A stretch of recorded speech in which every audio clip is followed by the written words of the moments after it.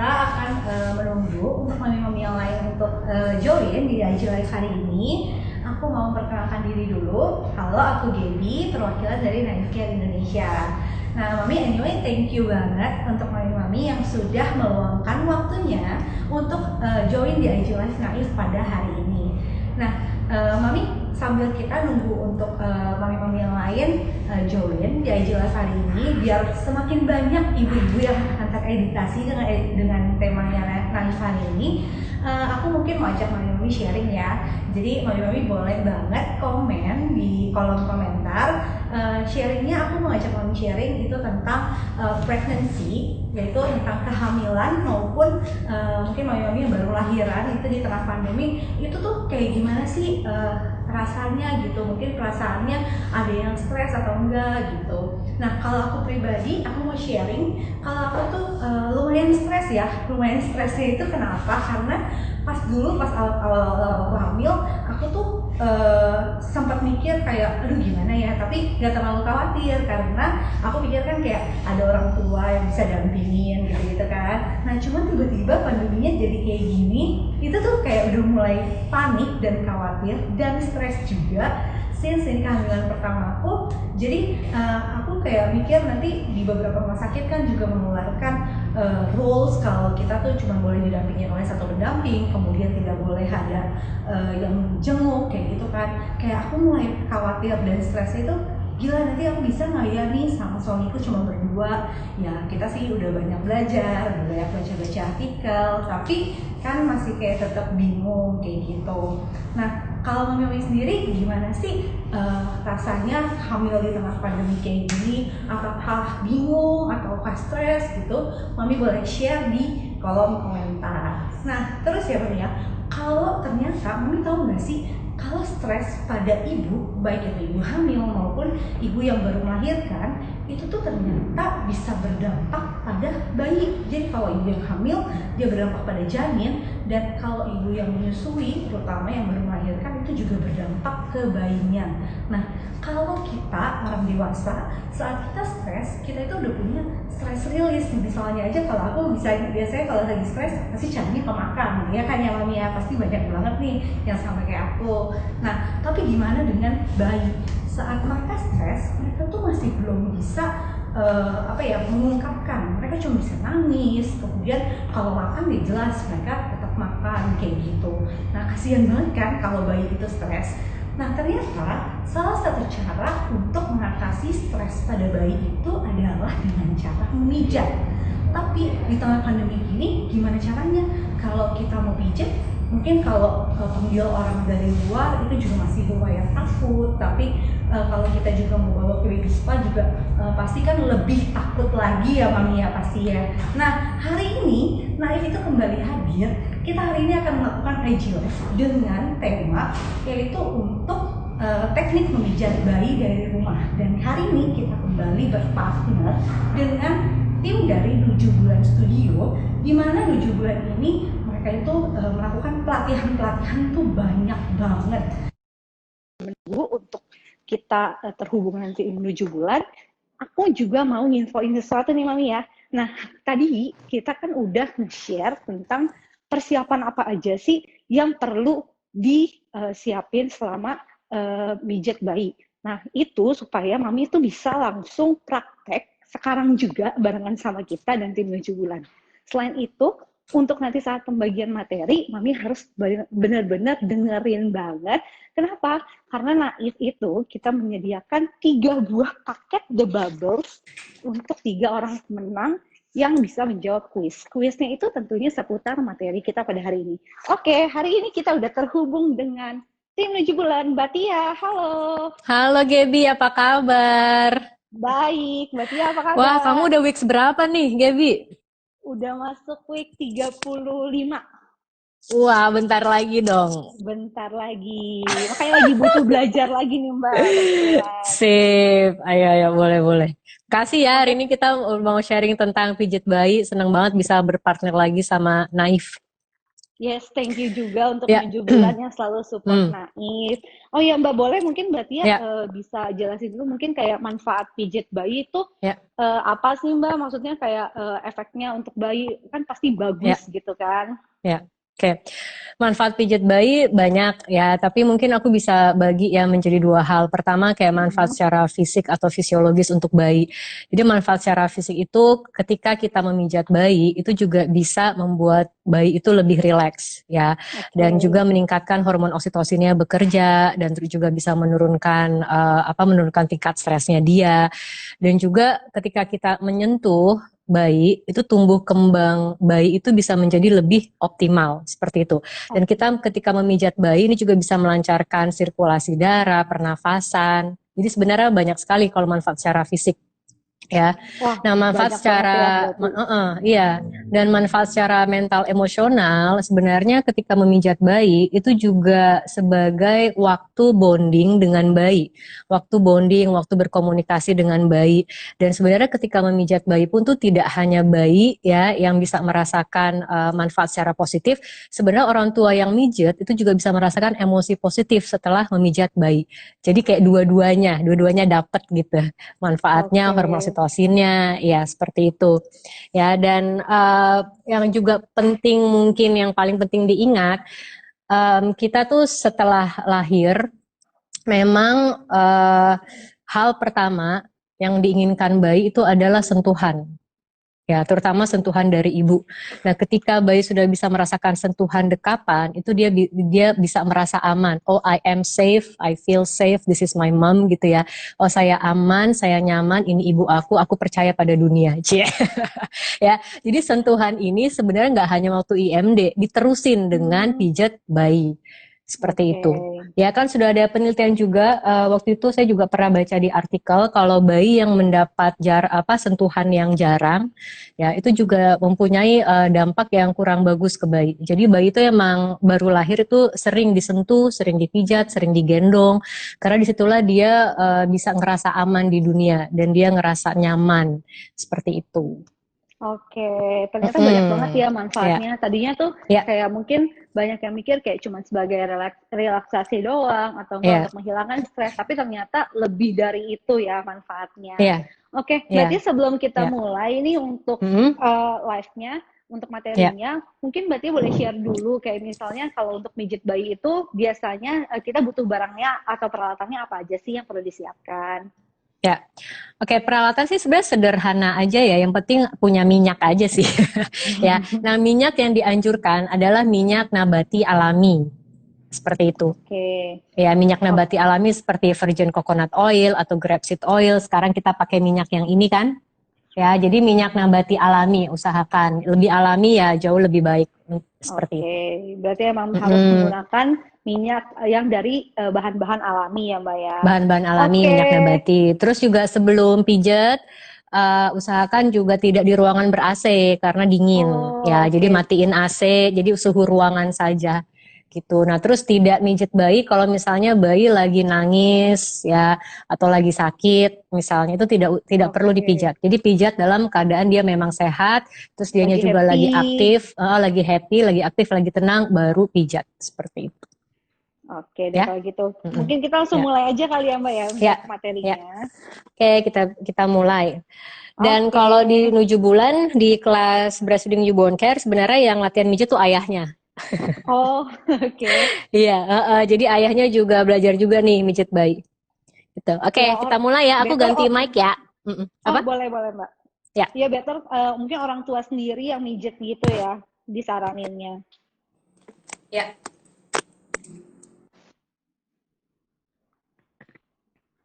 Jadi betul tadi kata Gaby, emang lebih baik orang tuanya yang memijat bayi. Tapi bukan berarti ya sekali-sekali misalnya minta dipijat sama misalnya terapis pijat bayi atau bidan, ya boleh-boleh aja. Coba kalau secara frekuensi ya lebih diseringin orang tuanya yang mijat, karena lagi-lagi ini juga untuk bonding dan juga untuk berkomunikasi dengan bayi. Oke, yuk kita buka bajunya. Ingat ya juga tadi sebelum matiin AC usahakan potong kuku, jadi kukunya jangan panjang-panjang, lepas cincin Ya kan, lepas jam tangan, cuci tangan dulu sebelum pijit bayi. Oke.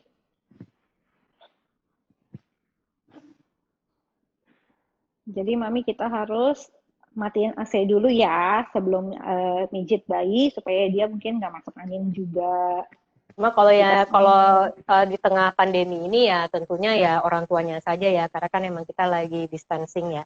Maksud saya tadi kalau lagi situasi normal sekali-sekali mau manggil terapis pijat bayi ya boleh-boleh aja. Dah? Oke, kita mulai. Gosok tangan dulu sampai hangat. Oh ya, pakai minyaknya dong, pakai minyaknya.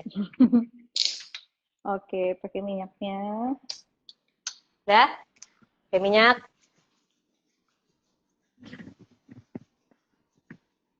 Dan kita juga minta izin juga nih ke bayi, ya kan? Karena kita mau nyentuh badannya. Halo sayang, sekarang kita waktunya pijat ya sama mama nih hari ini. Oke, Ya, pijat ya. Kita mulai dari kaki ya. Kayak kaki seperti ini. Jadi ini gerakan seperti memerah, kayak memerah gitu. Ya, yuk mulai. Nah, waktu memijat bayi bukan berarti kencang-kencang mijitnya. Enggak, jadi kayak cuma sentuh-sentuh halus aja. Ya, apalagi kalau yang baru lahir. Nah, kalau misalnya udah bayinya udah 4-5 bulan, mau sedikit ada tekanan lembut ya nggak apa-apa. Tapi kalau baru lahir, bener-bener hanya sentuh-sentuh lembut, ngelus-ngelus seperti ini. Ya, coba aku lihat. Ya, betul. Oke. Dan sekarang gerakan memutar seperti ini. Jadi kayak dipeluk, nah terus diselonjorin ke bawah. Nah, seperti ini. Ke bawah.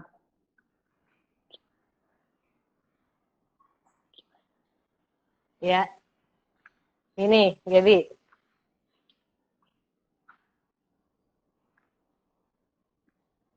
Ya, gitu. Ya. Dan terus sekarang pilin seperti ini. Dipilin, oke. Ya. Oke, telapak kaki ya ditekan seperti ini. Ya. Dah, jari-jari kaki. Jadi kalau ini jari kaki kita giniin, kita pelintir gini. Oke. Nah, dipilin gini ya. Jari-jari kaki bayi satu persatu ditelusurin jari-jari kakinya. Dah, terus ke atas. Punggung kakinya ke arah atas. Iya. Terus ankle atau tumitnya gerakan memutar di daerah pergelangan kaki bayi. Oke. Oke, terus sekarang ke atas. Pijatnya sekarang ke arah atas. Iya. Oke, selesai. Kaki satunya yuk, mulai. Oke. Gerakan memerah ke bawah.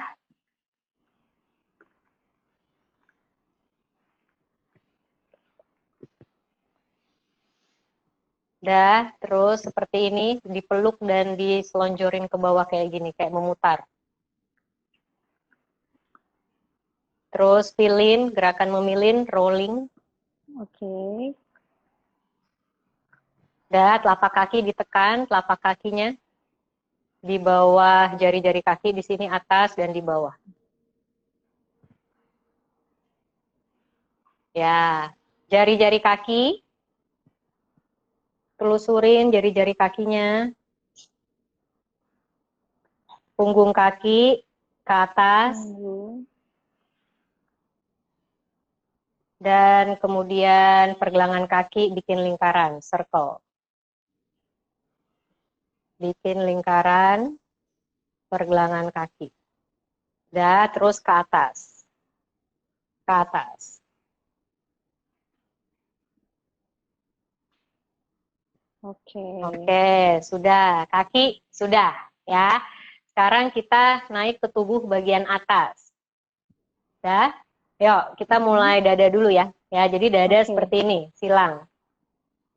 Silang. Jadi dari bahu, silang, seperti ini. Coba aku lihat. Ya, betul.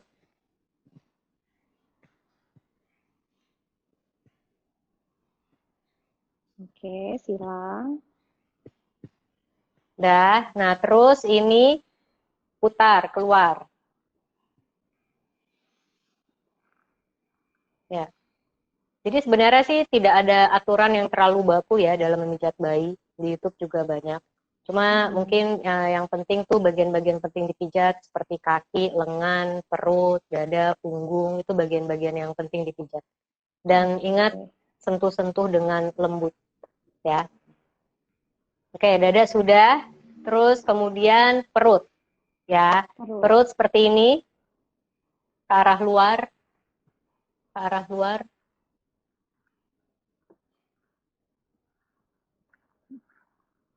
Lingkar juga ya.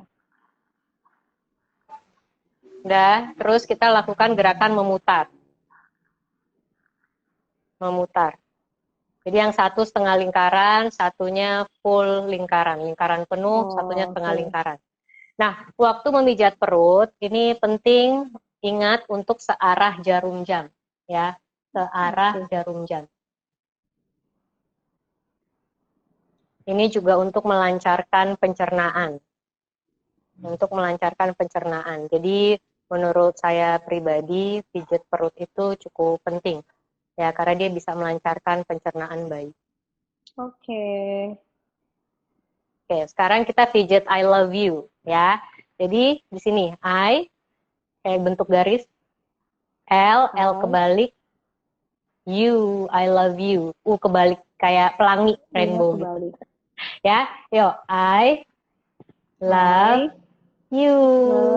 Lagi, I love you. Lakukan beberapa kali lagi. Dan ingat ke arah jarum jam. Ke arah jarum jam. Aku ingat sekali dulu waktu anakku baru lahir, aku mijit dia setiap hari. Ya, karena buat aku memang kegiatan yang menyenangkan. Dan kebetulan bayiku memang ternyata dia suka banget pijit. Sampai sekarang dia suka umur 7 tahun. Ya. Dan buat aku juga kegiatan menyenangkan pijit itu waktu pas dia bayi. Oke, udah ini pijit I love you. Selesai. Yuk, dari sini kita sekarang lengan. Lengan hampir sama kayak kaki tadi. Yuk, gerakan memerah.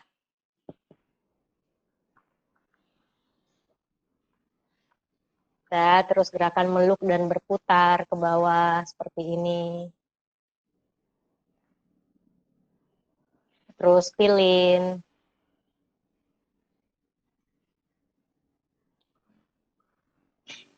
Udah, jari-jari tangan, telusurin jari-jari tangannya. Dan pergelangan tangan bayi. Dengan gerakan memutar. Oke, lengan satunya yuk, mulai. Memerah ke bawah. Terus peluk dan sambil memutar ke bawah. Udah dipilin. Seperti ini, rolling. Minyakku habis nih, tambah lagi ah.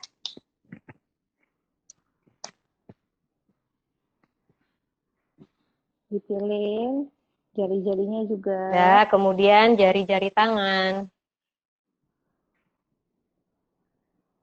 Pergelangan tangan. Diputar ya pergelangan tangannya, diputar.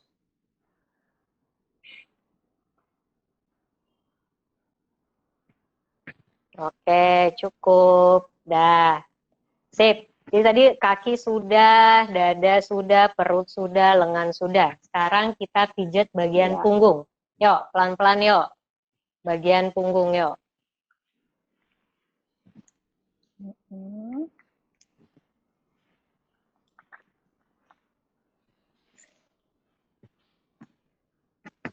Udah? Bisa seperti ini? Bisa. Ya. Atas ke bawah sampai ke bokong.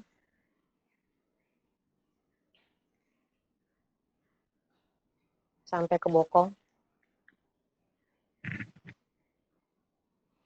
Udah, terus gerakan kayak sisir, menyisir kayak gini. Nah, atas bawah. Atas bawah. Nah, biasanya bayi tuh suka banget dipijat punggungnya. Ya. Dan ini juga kadang disebut sebagai tummy time. Ya, jadi perutnya nempel ke alas atau tengkurap. Tengkurap ini juga penting nih habis bayi baru lahir dilakukan sekitar 5 menit tiap hari atau 10 menit itu juga bagus. Karena melatih koordinasinya dia dan juga bisa menguatkan tulang punggung. Ya, jadi nggak apa-apa bayi ditengkurupin. Ya, yang penting ada yang ngawasin. Jadi misalnya kayak 5 menit sehari itu juga bagus ditengkurupin. Oke, dah cukup. Dah, kita balikin lagi. Ya, nah terakhir sih muka. Tapi kalau muka nih dilihat dulu ya. Karena beberapa bayi kadang nggak nyaman muka. Jadi kalau misalnya kamu nyentuh muka, dianya udah gitu kan udah nggak mau, ya jangan dipaksa. Tapi kalau pas kamu nyentuh muka, terus bayi kamu ngerasa bisa menerima sentuhan di muka, kamu lanjutkan. Ya, jadi mulai dari alis nih. Yuk, 1, ke arah luar ya, dalam keluar. 1, 2, 3. Ya, betul. Bawah mata. 1, 2, 3. Bawah hidung. 1, 2, 3. Bawah bibir. 1, 2, 3. Ya, terus tulang rahangnya kita putar-putar gini pipinya biar rileks. Ya, telinganya, di telinga juga bisa dielus-elus. Ingat telinga banyak sekali juga titik-titik akupunktur yang sangat bermanfaat. Bisa juga dielus telinganya. Nah, selesai. Seperti itu. Ya, jadi pijat bayi itu juga misalnya kalau bayinya lagi tidur ya biarin tidur ya, nggak usah dipijat. Kalau bayinya nangis ya jangan dipijat, tenangin dulu, susuin dulu. Jadi pijat itu juga biar bayi juga ngerasa itu kegiatan rutin yang menyenangkan untuk dia, seperti itu. Ya. Dan kalau orang tua juga untuk mijatnya juga cari waktu yang dimana ibu atau ayahnya juga bisa ngerasa rileks dan nyaman. Jadi mijit pun juga nggak terburu-buru, nggak tegang juga mijitnya karena oh ini harus pijit ya, enggak. Ya, usahakan juga mijitnya ya juga it's fun activity gitu. Jadi seperti itu menjadi yang kegiatan akhirnya menyenangkan. Karena tadi ya ternyata manfaat pijit tuh nggak hanya untuk bayinya, orang tuanya juga bisa merasakan emosi positif setelah selesai pijat. Oke, ya.